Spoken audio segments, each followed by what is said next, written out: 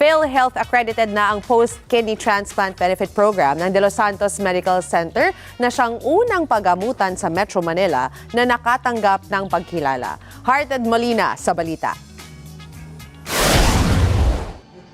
Mas maraming kidney transplant recipients ang inaasahang makikinabang sa mas madali at mas abot-kayang pangmatagalang pag-aalaga at gamutan. Kinilala ang De Los Santos Medical Center bilang kauna-unahang pribadong ospital sa Metro Manila na na-accredit ng PhilHealth para sa Post-Kidney Transplant Benefit Program. Layunin ng programa na masiguro na tuloy-tuloy ang pag-aalaga sa mga nagpa-kidney transplant sa pamamagitan ng pagbibigay ng libreng mga gamot, mahalagang laboratory test, regular na check-up at iba pang kailangang serbisyong pinupondohan ng PhilHealth. But having to function the allograft continually and to revert to the normal function, that is the big challenge for the kidney patients. Having to shell out or to save 150,000 a month is relatively a big factor for them. It's a big savings for their family and good for maintaining and sustaining the kidney transplant journey of our patients.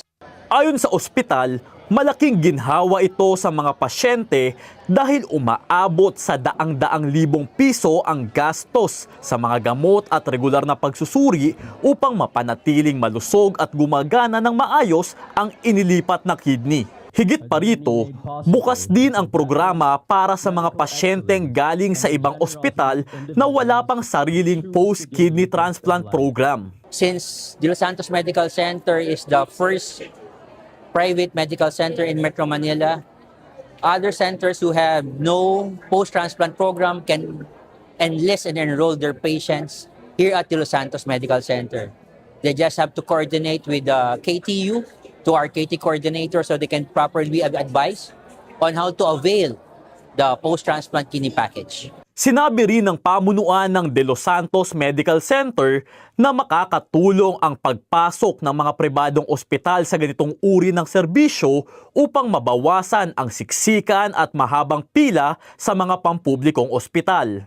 Sa ganitong paraan, mas maraming kidney transplant recipients ang mabibigyan ng agarang access sa mga gamot at serbisyong kailangan nila nang walang dagdag na pasaning pinansyal. If a private hospital will be into it, sa dami ng pasyente, ma-accommodate sila. Because you all know, sa government hospital, they have it, pero matindi ang pila doon, di ba? Any government hospital you go. There's so many patients there, and it will take time for them to be able to get access to this program. Eh kung meron sa private hospital, meron silang alternative. They can come here, they can get the medicines, the services that they need. Wala naman gasto sa kanila at no cost to them. We don't charge them. It's all PhilHealth. Sa pagiging unang pribadong ospital sa Metro Manila na may PhilHealth accreditation para sa Post-Kidney Transplant Benefit Program, inaasahang mas maraming Pilipinong nagpa-kidney transplant ang magkakaroon ng mas madali, mas mabilis at mas abot-kayang akses sa pangmatagalang pag-aalaga. Isang mahalagang hakbang upang mapanatili ang kalusugan ng mga kidney transplant recipients. Hearted Molina para sa Mata ng Agila, matatag, matapang, matapat.